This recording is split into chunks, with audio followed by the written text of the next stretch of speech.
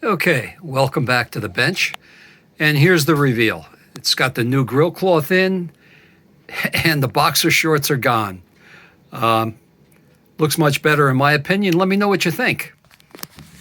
And I do have the signal generator working now. As you can see, this is fully adjustable now, although it's working. Okay, so what I had to do was I had to replace this pot, a 1K pot, and I replaced this 33K, which was way out of spec, with a 30K. That's all I had, but working fine. Did a little calibration on it.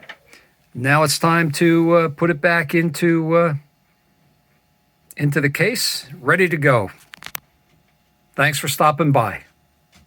Don't forget, like, subscribe, and make a comment. Let me know what you think.